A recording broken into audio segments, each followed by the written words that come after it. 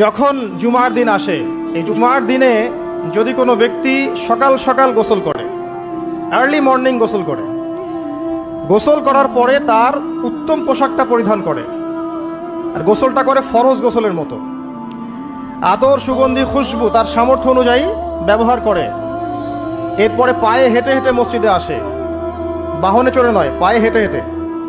যদি আপনি অনেক দূরে থাকেন সেটা আলাদা কথা।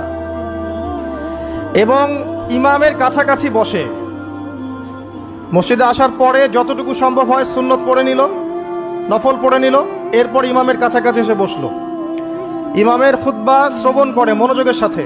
খুতবা শ্রবণ করার সময় কাউকে কষ্ট দেয় না। কাউকে কষ্ট দেয় না মানে হচ্ছে যে কেউ কথা বললে তাকে এতটুকু বলে না যে তুমি চুপ করো, কোনো কষ্ট দেয় না। ইমামের খুতবা শ্রবণ করে, নামাজ পড়ে ইমামের সাথে। এই ব্যক্তির আমল নামায় নবী সাল্লাল্লাহু আলাইহি ওয়াসাল্লাম বলছেন যে প্রত্যেক পদক্ষেপের বিনিময়ে 1 বছরের নফল নামাজ আর 1 বছরের নফল রোজার নেকি লেখা হয়। জুমার এই সমস্ত নেকি নষ্ট হয়ে যাবে যদি আমরা এখানে আদব রক্ষা করতে না পারি। যখন জুমার দিন আসে